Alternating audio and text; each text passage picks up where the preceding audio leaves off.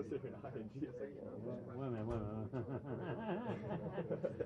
was like, we're off the I could have deep sworn end you said no all cap. And then it came up and I'm like, he screwed that. When will shipping lanes open up? There's a lot of stuff going on, and then there has been a little bit of an uprising with the Iran as fire campaign against Young guys. It's alright, it's alright. Parents are visiting right now. You what? So my parents are visiting right now. So What type it wrong? I think I might have saw you did BB or something. What happens when you get old? Well, I'm done with this business. The cell phone's going out the door. Bands. Thank you. All right, cool. Thank you. Thank you, Brian. Appreciate it.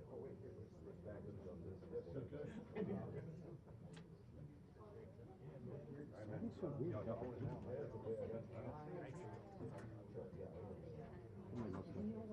Somebody must have got in here. It shouldn't have been in here. 2026, right? Yeah. Perfect. That's it.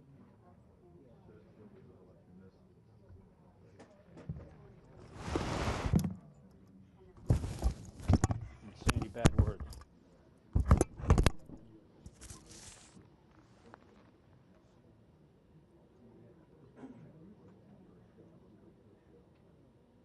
I'll let them know. It's good. Good. Yes.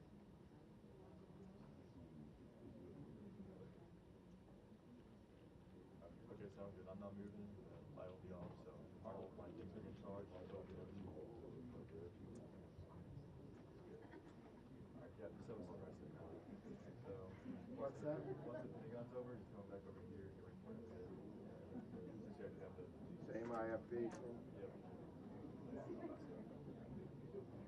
And just to confirm, I'm sure you said it, but it's the same live USD. Go do what?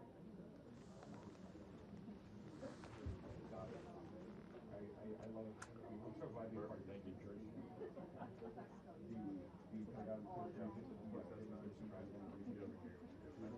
Thank you.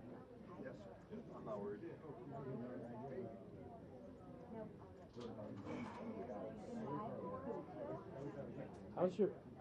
How's the cell phone work for his IP? I got the lightning connected with the Wi-Fi password. Oh, so you use your Wi-Fi? Yeah. Because normally I was going to say, because the Wi-Fi here sucks. sucks. Yeah, it's no good. It's awful. Where's the transmitter? Like on the other side of the building? It has to be. Until it's concrete, I guess. It's not really hard out of the waves coming out. But anyway, yeah, I was having trouble connecting to it, but if I turn off like my cell, my Wi-Fi. Oh, your Wi-Fi? For my Yeah. For your Wi-Fi. Yep. So I figured that one out. So all the other camera guys come here, they have issues. So. Yeah, I suspect they do if they don't tie into the. Wait, that's a live view? But how's that? Is that working all right? I guess I got connected to Wi-Fi, and it's just like that's the best footage they've seen the past few months. So you guys don't have lines here. Who are you with? I'm with Real America's Voice for and then I'm going to OAN. And then what? Then OAN. Oh. Yeah, so, Are you like around. did OAN and Real America's Voice We foam off their tent in the White House. Okay. And that's what kind of. How do you, is it a good company? Voice is just a little too non-corporate. I kind of like that corporate, like more professional. I gotcha. They have good benefits. They treat you all right. I'm still in my parents' benefits. I know. Oh, so you're pretty young. Yeah. Hey, stay on there as long as possible. Both companies have good benefits. It's just one's pay more. So, Yeah. it'll be the same amount of work. So It's tough when you get started. I remember those days. So I used to, again, as I said, it's interesting. But you're staffed though, right? So that was really that's what I did in Alabama now. So Oh. good to be salary. I mean, it's a mindset. It's mindset. It really is. It's so like when I got laid off my job, I didn't have a choice. Back then in the late '80s, there was nobody hiring. Like the networks weren't hiring. They hired freelance. It was big freelance for till then until like I don't know, not that long ago, there was no, freelance was the only way to go. They didn't hire anybody for 20 years. Because that's what it is. The trucks hire you. That's the scenario you got. Because I still, again, I talk to older people too. Whenever I was working trucks as a runner, they all tell stories about how trucks are, unions, and everything. So Yeah, it lightened up as the 90s went. It lightened up. The unions weren't quite so strong, and networks, they still didn't hire. It's just, it's like because of companies like yours and these guys, all these people like this, you have one audience. It's not like it grows. The audience doesn't grow. It just spreads out. And for you and I, that's not always a great thing because it cuts down on money. It opens up the opportunities, but if you can't make a living, it fucking doesn't matter. That's what a lot of the older guys are talking about. Wherever it's like students are taking sports jobs and everything, it's getting spread out. I mean, sports is probably the only thing now. Sports probably is now the only thing that's like, freelance is pretty consistent, especially if you're inside, because you're traveling and it's like. But taxis and herds and all that stuff. There's a lot of negatives in it. If you want kids, you want a family, you want a life. Weekends. Yeah. That's a lot of the struggles too. A lot of people are like, I have all this money, I still don't have anyone to spend it on or anything. Like, God, I hear that, you're just like, good Lord. I mean, you're giving up a lot. And for some guys, they have no interest in being married. They love the life. I mean, for a while, I did it. I did it for 2 years. Yeah, it's a great job when you're young. It's hard to get when you're young. Yeah. But if you do get it, you do get it good. But, everybody I knew in sports, and I worked for ABC Sports, NBC Sports, CBS Sports, everybody I knew. That's where my glory comes in. Yeah, everybody I knew has been married twice. And if they were married again, their wife went with them on the road trip. Like, there was no. Yeah, because you have to. Because you can't. And they were like 50% of them were alcoholics. 57. The other 25% were recovering alcoholics. It's a lonely life. It was a great gig. You went to great places. I did Pebble Beach. And the best food. They treated you perfect. But there's a price to pay. That's why I say I kind of run more than these. Sinister weekends a little bit, but at least it's like. But you're still young. Yeah, absolutely. I mean, you're gonna do it. You do it then, and then you decide what you want for the rest of your life. If you like it, then not everybody's made to be a homeowner. I'm not 30s. Yeah. Oh, you're 30? No, I'm 24. Oh, So you're 25. Yeah. Yeah, now's the time to try and get in. I was like, I already been in sports. Oh. Yeah, I don't even use that. So I already have like, time. But, you can always go back. I know someone who did TV and then he went back into sports. He's in his 30s. So. Yeah. But to work at Survivor or like something like that would be fun. I mean, that would be fun. That would be nice. But again, I think that's something you'd like do once and you'd say, oh, that's really cool. But then you don't want to. Yeah. So I was gone and I was like in Panama for like a whole month. Yeah. Like, that's what, but that's what like the Survivor camera would be Yeah, like. yeah, no, that's what it is. I'm not gonna do that. Yeah. Opportunities, just I'm trying to figure out my life too. Yeah, then there's that. Yeah. What actually do I want in my life? But for now, it's like, no, I'm just gonna Quiet wrestles over the crowd. So right now, it's just let me get all the dad lore of like, oh yeah, I worked at the Pentagon. Yeah, I worked at the White House. I was there. I was like, for 250th birthday. Oh, yeah.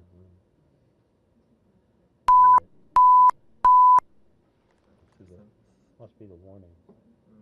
Hey, was that you, Tom? I guess it was the warning, wasn't me. Okay. Yeah, we're 5 minutes out. Yeah, you're right. 5 minutes. Tuck her up. Don't screw it up. Everyone's watching. Isn't it so adrenaline pumps? I used to get so nervous doing it. It's just like, especially. So I used to say to cameramen, interviews starting at 60 minutes, and they're all, it's a little stressful. Not as much anymore. We're working with Mike Wallace, it's stressful. And I used to say, hey, don't screw it up. My name's on it. No, I was like, whenever I was back in sports, like so like our college had a program where you get it's like a job where you get paid as a camera guy, and then if you're good enough, you work for ESPN, like they hire you as a truck basically as a company, and so you do that, and every day it's like, hey, lose me this job if you don't do good on ESPN. Shit, I know I gotta do this. So it's fun. A lot of pressure. Now it's just like good. No, It's a reward. it's a great job. You're young. It's great. You see things you never thought you'd see before. I never thought of these. You never thought you'd be. It's a great job. I loved it. Like I loved television. I used to build houses before when I was 18, and it was fine. I loved it, but I didn't think my body would recover. I work on porta potties, so. Yeah, no, it's a great job, a great career. So I'd be pumping, cleaning porta potties and everything out here, so. So this can't get much better than that.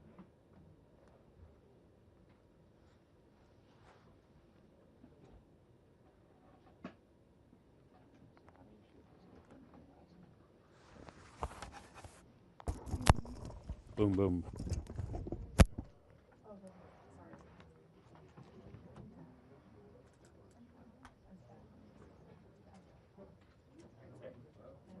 Make sure it's in focus this time, all right?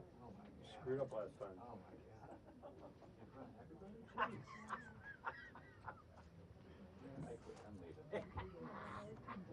Oh, job opportunity. I looked at my name and I'm like on the press briefing. I had like 2 other religious shirts. Yeah. Yes. Yes. I just heard that. It was something that I. Yeah, it's Who general in this right? room wish they would have bought futures or oil?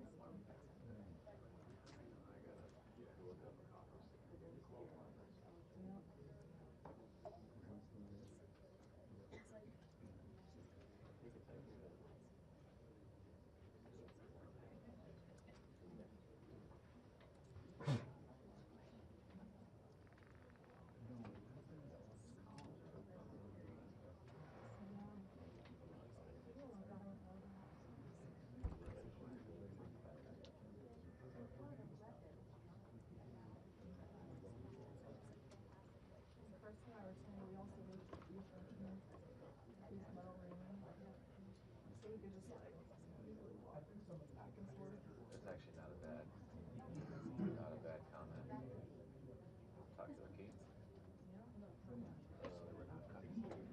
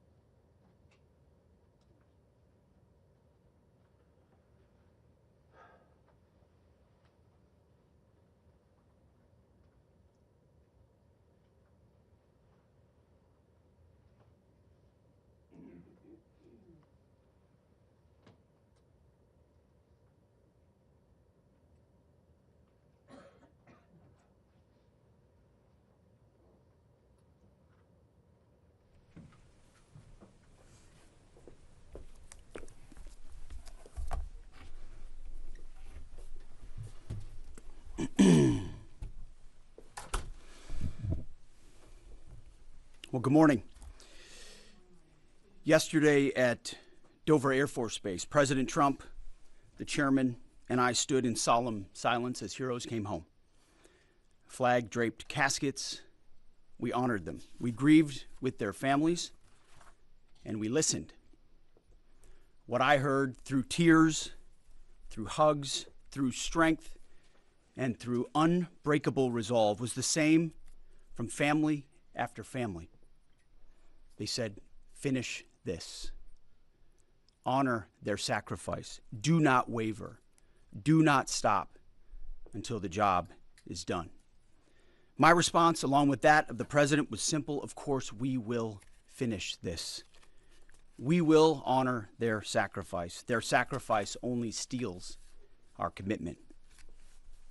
I wear this bracelet. Staff Sergeant Jorge Oliveira, he was one of my sergeants, or one of my specialists in Guantanamo Bay. He deployed later to Afghanistan, where he was killed on 19 October 2011. Killed 10 years after 9/11, 15 years ago. He was one of the 1%, the best of America. Not just a guardsman, but a law enforcement officer back home and a family man. I remember him every day, just like so many other men and women of our generation and previous generations who wear bracelets like this. Just as we will always remember those lost in this conflict. Their names are now etched into our mission and into the soul of a grateful nation. I stand here today speaking to you, the American people, not through filters, not through reporters, not through cable news spin.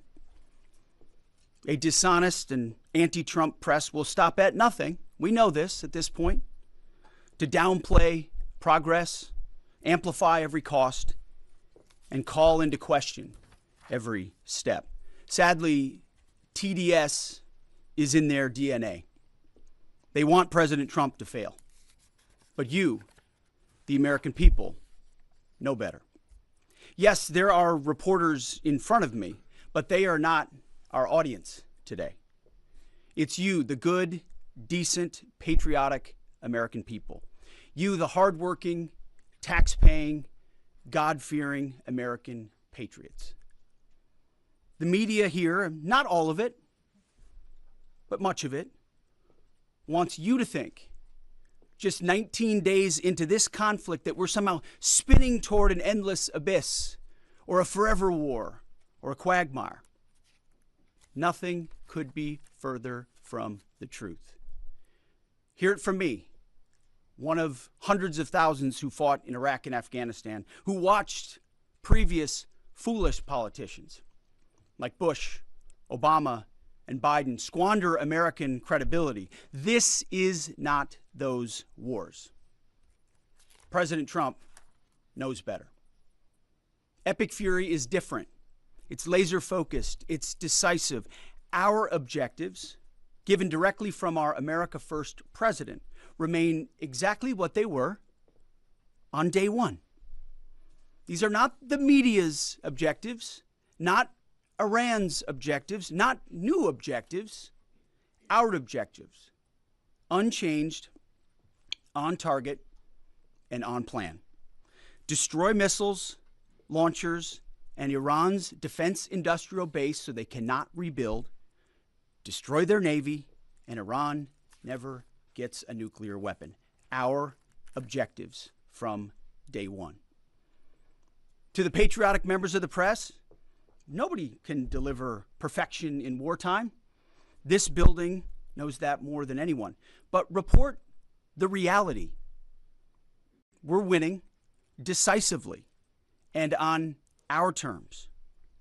Iran is a vast country, and just like Hamas and their tunnels, they've poured any aid, any economic development, humanitarian aid into tunnels and rockets. That's what they did with Hamas.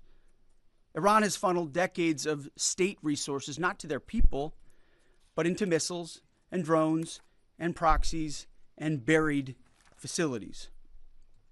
But we are hunting them down methodically, ruthlessly, and overwhelmingly, like no other military in the world can do. And the results speak for themselves. To date, we've struck over 7,000 targets across Iran and its military infrastructure. That is not incremental.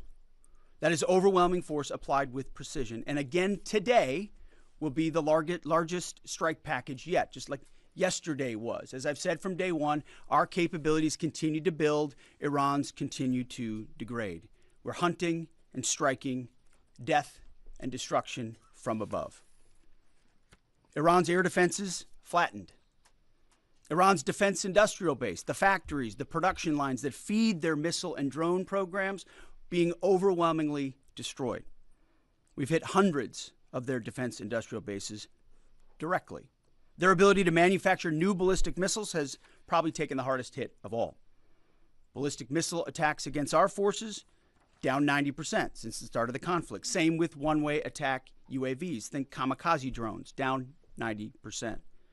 Now, the Iranians will still shoot, we know that, but they would shoot a lot more if they could, but they can't. The last job anyone in the world wants right now?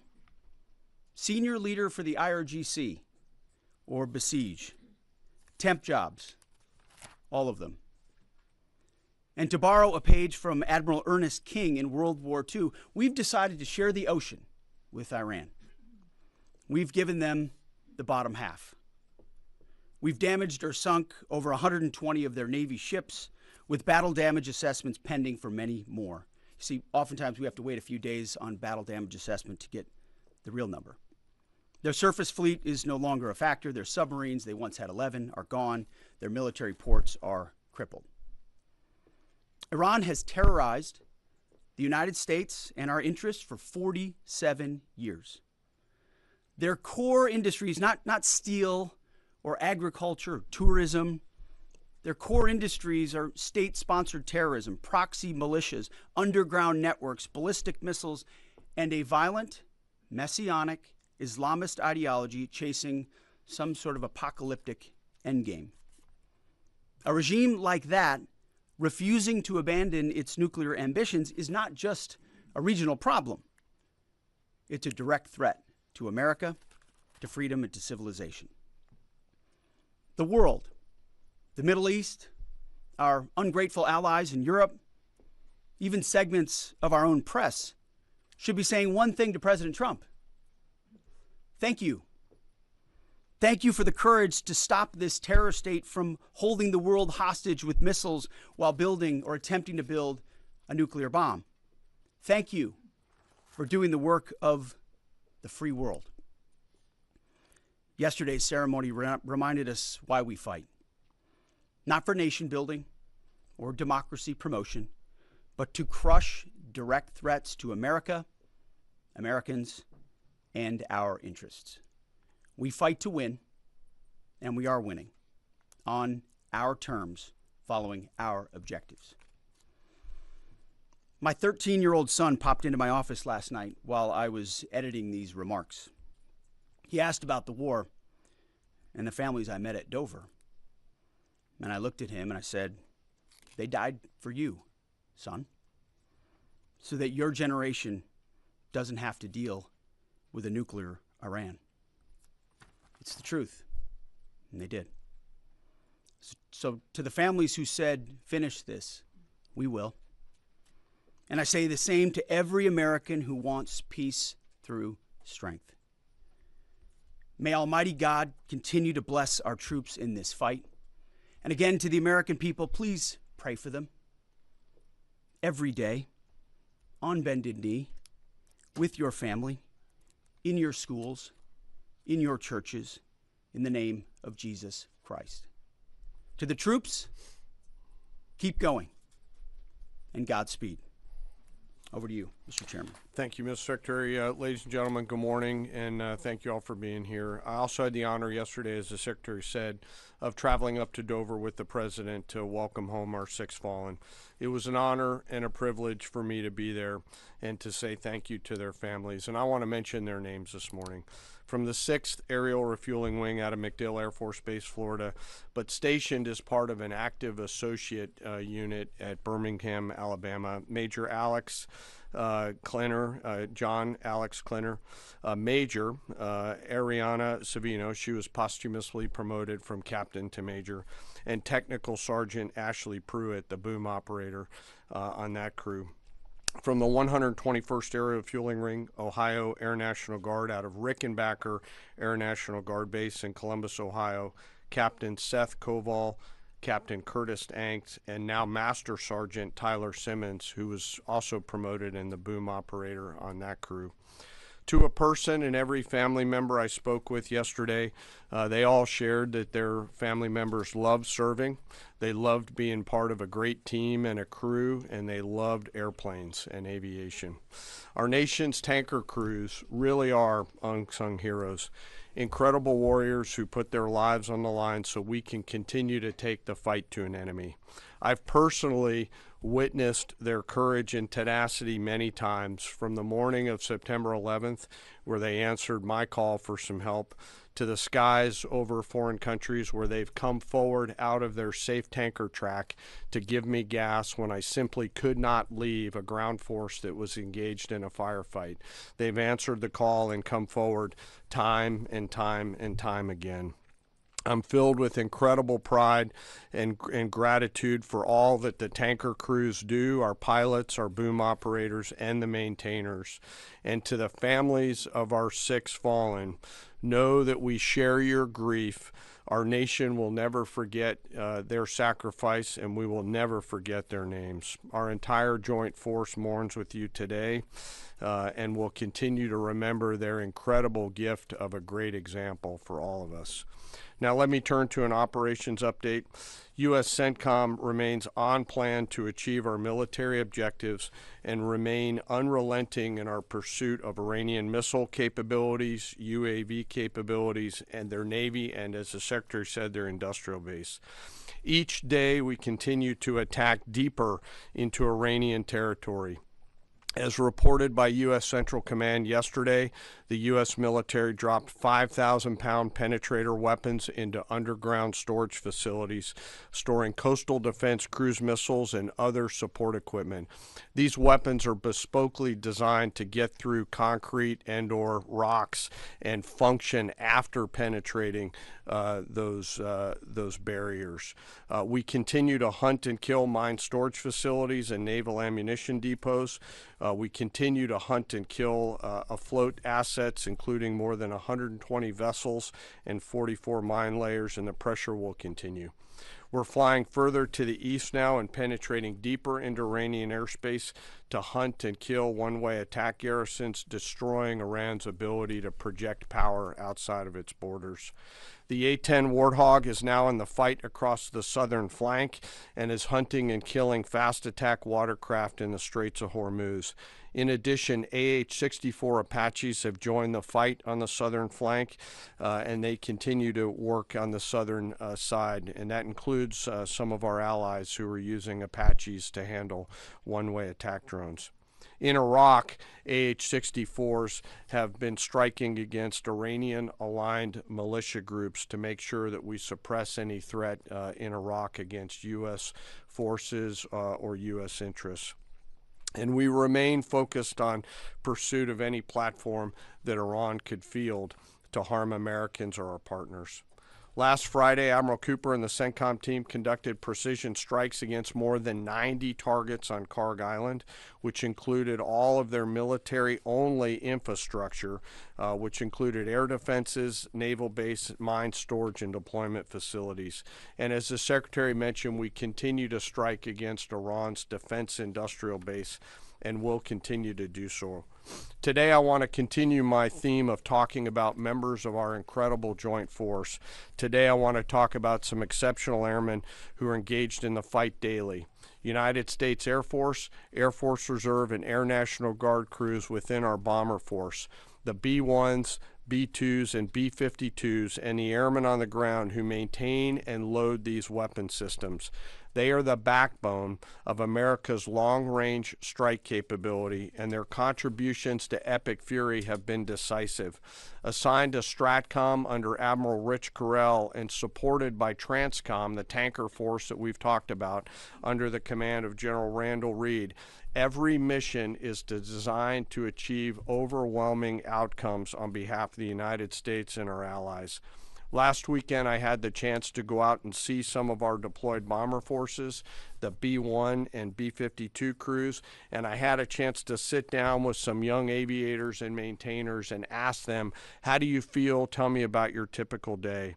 And these are crews comprised of between 2 and 5 airmen, 2 on the B-2s, 5 on the B-52s, and 4 in the B-1s out there. Some of these Americans are in their early or mid-20s, and we give them the gift of this incredible responsibility, hundreds of thousands of pounds of aircraft, and they take off and go do our work as required. Their mission actually begins the day prior when they're given a target or a bunch of targets, and they begin to study those targets, look at what are the effects required, what are the weapons required to get there, how will we program these weapons, what is the weather, what is the tanker flow. It's an incredibly complex problem that we give each and every one of these crews, and they work it over the period of 24 hours prior, get some rest, and then step out the door to go fly. The last thing they do is they check all of their equipment, their oxygen mask, survival gear, load pistols, and get ready to go. They crank the jets about an hour prior to takeoff and then launch into the daylight, doing their pre-flight checks, and as the kids say, lock in and prepare to go to war, sometimes on a long and stressful journey. During the flight, they're surrounded by technology and capabilities, and they'll do multiple aerial refueling efforts across tankers on the way to the AOR, area of responsibility, either coming from the States or coming from a forward deployed basing. And I will tell you, as a fighter pilot, getting gas is a lot easier in an F-16 than it is in a B-1, B-2, or a B-52, where you are handling this airplane. It is a physical thing, unlike a fighter that's a lot easier. And they stay on that boom for sometimes up to 30 minutes, taking hundreds of thousands of pounds of gas. It is a physical, demanding thing to take gas, and they do it multiple times on the way there, and they do it multiple times on the way home. As they enter the operating area, they bring the entirety of America's joint force together to go do the things that we've tasked them to do, to put bombs on time, on target, with the proper effects. And I know they're feeling a range of emotions, but the thing the American people should take away from it is they're filled with a focus that is incredibly impressive. And they have fear, of course, but their bigger fear is, dear God, please don't let me screw this up, the warrior's prayer that we all have in our souls.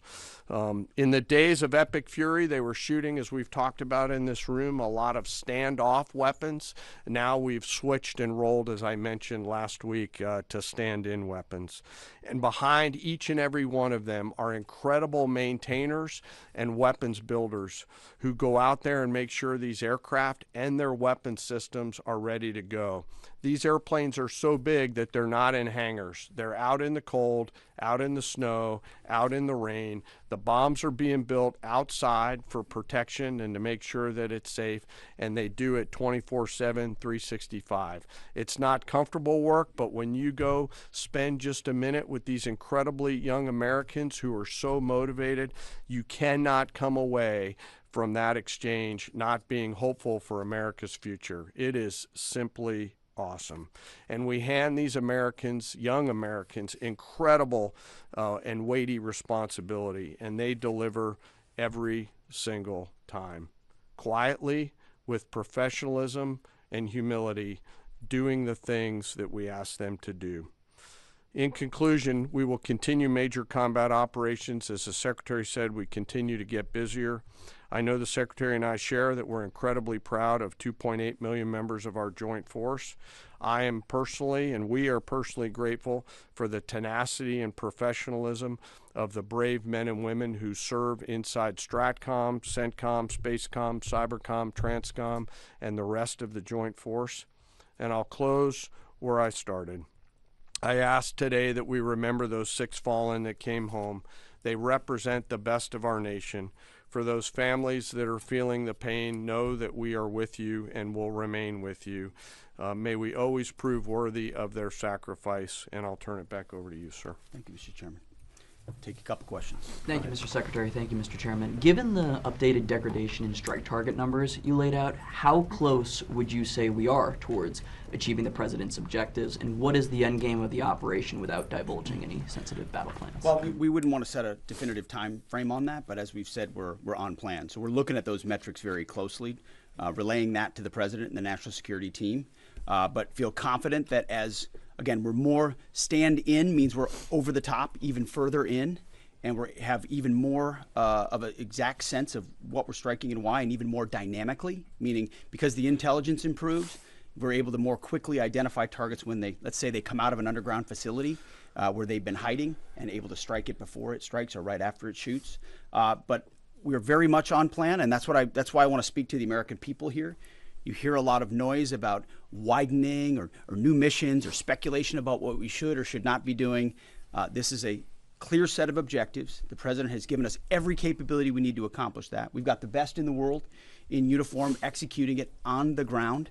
They believe in and are invested in this mission, and it will be at the President's choosing, ultimately, where we say, hey, we've achieved what we need to on behalf of the American people to ensure our security. So no time set on that, but we're very much on track. Absolutely. Yes, right here. Good morning, Mr. Secretary. David Zier, Real America's Voice News. What countries have been the most cooperative with us, including the Gulf states, as Europe hedges? And I also wanted to ask you, the internet blackouts by the regime, it's been shut down for weeks. Is the U.S. military playing a role in fighting against the regime, blocking VPN networks and satellites and other things? Is there a role for the U.S. military there? Obviously, on the allies and partners side, Israel from day one has been an incredible and capable partner, willing and able. There's nothing like capabilities and partners that are able to use them. The Gulf states have stepped up incredibly. In fact, Iran's sort of reckless attempt to strike civilian infrastructure and other things has brought countries who maybe would have not been as all in as they are today squarely into our orbit. And we're proud to be defending with them, standing with them, you name it. UAE, Qatar, Bahrain, Kuwait, Saudi Arabia, and others who have been right there. And we're grateful for that kind of support. As far as the internet, we're watching the regime try to tighten its grip as much as possible. And we're obviously taking countermeasures, many of which we can't talk about here, to ensure that messaging is delivered, not just to the Iranian people writ large, but to the right audiences, certain audiences that need to hear certain things about what their fate might look like or what their choices are. So even though that regime is trying really hard to ensure the world can't see, right? They want to put out fake AI-generated images, which, by the way, sometimes our press happens to fall for, like the Abraham Lincoln on fire and turning around. These AI-generated images are meant to make it look like something's happening when the exact opposite is. So they make up fake reports and fake images to lie to their own people to try to make it. But even then, their own people can barely receive a lot of those messages and communicate because of the blackout that they've imposed upon them. But we work around that for sure. Thank you, Mr. Secretary. General, overnight, Iran launched missiles across the Gulf. They managed to hit the Saudi oil refinery on the Red Sea. What does it mean that they have that capability now, 3 weeks into the war? And Mr. Secretary, you mentioned civilian infrastructure. Iran seems to be treating U.S. diplomatic outposts, embassies, consulates like they are legitimate hard targets in the region now. What is the Pentagon doing to, I guess, secure those assets, stop those attacks? Absolutely. Thanks for the question on the missile strikes. You know, as we said and have always said clearly, they came into this fight with a lot of weapons. This is why we continue to be as aggressive and assertive as we can against their ballistic missile capability, both their medium-range ballistic missile capability and their short-range missile capability. So we are continuing to hunt and find them and kill them, and we will continue to do so. So they still retain some capability. and we have layered defenses throughout the region that will allow us to protect those. And we're working with our partners across the Gulf region to help them improve any defensive capabilities that they may need.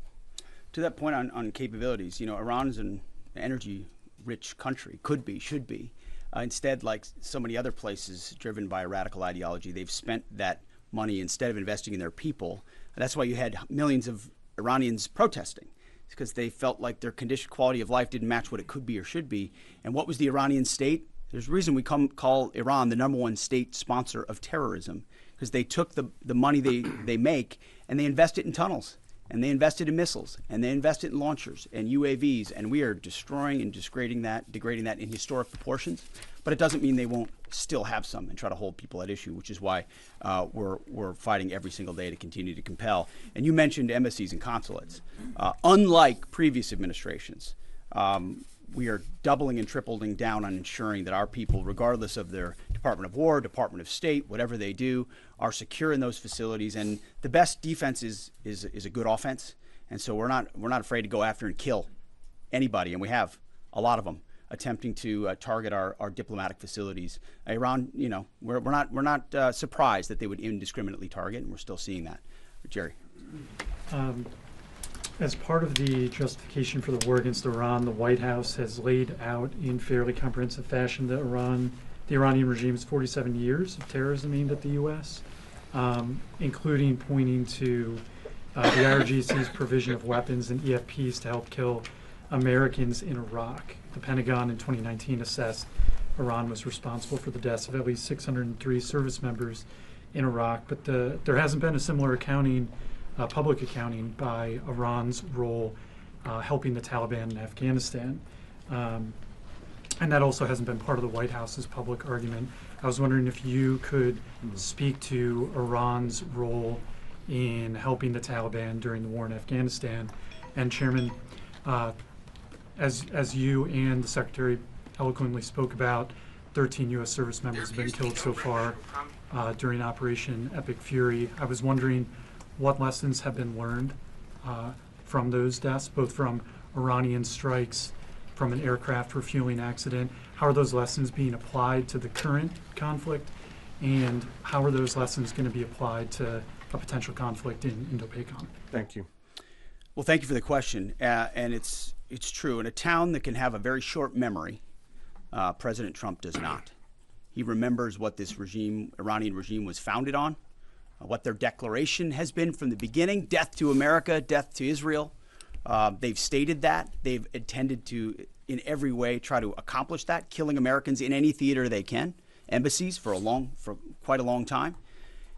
In Iraq, that was the deadliest weapon, was the EFP, the explosively formed penetrator. I was there when that tactic and technique started to emerge, and the realization was it wasn't just jihadis putting together 155 rounds daisy-chained. It was an entire state, a country with its apparatus able to mold steel in a way that was specifically designed to penetrate American armor and kill Americans. This was not, maybe we send them a couple of thoughts about how to build a bomb. This was Iran specifically passing technology and wherewithal and personnel into Iraq to kill Americans specifically. I know the number is said to be 600. A lot of us think it's higher than that, given the amount of capability they brought in. So they have been at war with us, whether we acknowledge it or not, for 47 years. The same goes in Afghanistan. Name the Islamist enemy, whether they are Sunni or Shia, because this is a Shia regime, Sunni or Shia, and Iran's been willing to harbor them as long as that group is willing to try to kill Americans. So the enemy of their enemy has been their friend as well in the Islamist world. So Iran, whether it's Iraq, whether it's Afghanistan, whether it's around the world, has been targeting Americans. And what they wanted in this context, and what President Trump would not tolerate, is a regime of that nature being closer and closer to nuclear capabilities, a capability they would have said they would want to use, and we ought believe what our enemies say they would do if they got the most dangerous weapon in the world. So it's been across every theater that Iran's been a threat to America, and sometimes we have to remind folks of that, but thank goodness we have a commander-in-chief who, on behalf of this country, has internalized that and said, hey, we're going to do something about it. Jerry, I do want to talk about the lessons learned question because it's important to me. I won't share particular tactical lessons, and the KC-135 incident is under investigation. But I do want to talk about how I think about this and how we think about it. And this is something that I'm pretty passionate about. I believe the Joint Force has to be a very fast learning organization, early, often, and always. And so in each case, both at the strategic, operational, and tactical level, we've charged the Joint Force to look at themselves and say, what was our plan? Well, first, did we have a plan, yes or no? The answer is always yes, because we plan for literally everything. Did we execute our plan, yes or no? If we did it work? If not, why not? If we didn't execute our plan but did something better, what's the lesson learned associated with that? And then how do we quickly capture those lessons after every loss or every engagement and quickly adopt those lessons and then share them across the entirety of the Joint Force? And inside the Joint Staff, we've tasked our J7 Directorate under the lead of Lieutenant General Lazewski, a United States Marine, to be extremely entrepreneurial in harvesting and capturing those lessons in a proactive and not reactive way. In fact, we've got teammates from the J7 who are now spread out across the CENTCOM theater, both here in the States and forward, to ensure that in every opportunity we do not miss a chance to grab that lesson and quickly accelerate it into the practice that we adopt inside the Joint Force, so that if there's a loss or if there's something that we can learn from, that we learn it not only in the CENTCOM AOR, but we adapt it across all of the combatant commands, not just Indo-PACOM. And it's across all of the warfighting functions. I've asked them to look rigorously, to check our egos at the door, to remember this is about what's right, not who's right, and to be clinical around the way we look at lessons learned, because we owe it to the force to do that. Thanks for that question. Absolutely. Brown jacket at the back. Thank you, Mr. Secretary. Jonathan Dre with Geopolitics. As you said, at the end of this war, Iran will be without a missile or drone capability, a navy, or the ability to make nuclear weapons.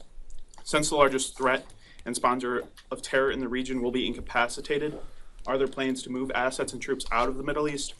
I guess in a perfect world, a year after the war has ended, what does the military presence in the Middle East look like compared to before the war? Well, I appreciate the question. I do think when you address a real threat head on, it creates new options on the other side, right? I think what President Trump refuses to do, which too often this town does, is just sit in the status quo. Oh, nobody can do about that. They've got too much capability. What if this happens? What if that happens? He instead says, what's in the interest of the American people? It's going to take some courage. It's going to take some capabilities. We're going to have to gather some forces there in order to do it. We're not going to tell people how many or how long or what we're willing to do or what we're not willing to do. But if you do that and do that decisively, then out the other end is a recognition that it opens the aperture of what's possible. I mean, President Trump did the same thing in creating an opportunity for the Abraham Accords. Now you've got a situation where a lot of those countries are coming alongside us, recognizing the threat of Iran. So I think our posture in the future will be based first and foremost on our own national security, power projection, the ability to defend our people and our interests. But no doubt, working alongside our partners, the president will look at what makes the most sense going forward. I appreciate that question. Yes, right here. Crime. Is that the policy of the U.S. military now? Thank you, Secretary Hexa. Two questions for you. The Vice President has often emphasized that the goal of this war is to denuclearize Iran while also avoiding a larger quagmire. I know that you touched on this. I'd like you to expand on how do you do that? How do you denuclearize the country while also avoiding this, forever war? And then there was a report last night that the Pentagon asked the White House for $200 billion for Iran war supplemental. Can you confirm this, and can you explain why a package this large is necessary? Well, first of all, none of this would have been possible without Midnight Hammer, without that audacious mission with very clear goals that did obliterate their ability to enrich and the capabilities they have in those facilities. So it created the conditions for Iran to step forward and say, okay, you can reach out and touch us like that in our nuclear ambitions. You can see that we're still trying to do this. Let's make a deal. And President Trump put our two best folks on it, Steve and Jared, and they worked diligently, earnestly. I watched it to try to pursue that deal. And ultimately, I think the whole time Iran sort of said, well, we'll talk. as we build more missiles and as we build more UAVs and we create this conventional umbrella so that if we chose to, we could try to reconstitute the program. And sort of naively thinking that President Trump wouldn't do something about it. And that's why, as Secretary Rubio has said, and I've said, it's the conventional umbrella that was growing and growing and growing that was meant to protect that nuclear capability. So you had to address both what happened with Midnight Hammer and what happened with that as well. As far as $200 billion, I think that number could move, obviously. It takes money to kill bad guys. So we're going back to Congress and our folks there to ensure that we're properly funded for what's been done, for what we may have to do in the future, ensure that our ammunition everything's refilled, and not just refilled, but above and beyond. I mean, President Trump, as he said, rebuilt the military in his first term, didn't think he'd use it as dynamically in his second, but he had. So thank goodness he did that. And an investment like this is meant to say, hey, we'll replace anything that was spent. And now that we're reviving our defense industrial base and rebuilding the arsenal of freedom and cutting deals like our great deputy secretaries here is doing, long lead times on exquisite munitions, we're going to be refilled faster than anyone imagined. And I think, we're also still dealing with the environment that Joe Biden created, which was depleting those stockholds and not sending them to our own military, but to Ukraine, which is every time we reach back and look at any sort of a challenge we have, it goes back to, send it to Ukraine. Ultimately, we think this should be these munitions are better spent in our own interests at this point, and this kind of funding bill is going to ensure that we're properly funded going forward. We'll take one more right here. Thank you, sir. Thank you, Mr. Chairman. Jordan Conradson with the Gateway Pundit. So with the strike yesterday on South Pars gas field, if the U.S. didn't know about it or didn't approve of it, it kind of seems like a trend of Israel apparently pursuing their own objectives over U.S. objectives. I'm not sure if you agree with that, but the president has said he doesn't want to hit Iran's oil infrastructure right now. As you said, the U.S. avoided this on Park Island. Oil's nearing $120. Why are we helping Israel prosecute this war if they're going to pursue their own objectives? We hold the cards. We have objectives. Those objectives are clear. We have allies pursuing objectives as well. And the truth speaks for itself. I mean, President Trump was very clear about that. Iran has weaponized energy for decades. Israel clearly sent a warning, and POTUS has made it clear, very clear. Iran knows when you hit Karg Island and you hit military capabilities on Karg Island, which is the only thing we hit, we can hold anything at issue, anything. The United States military controls the fate of that country. Iran has the ability to make the right choices.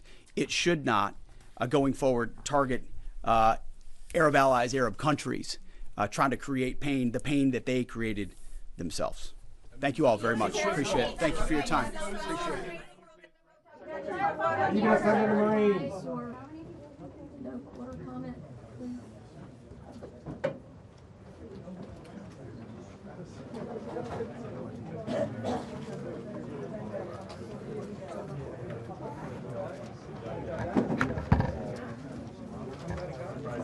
That was fun.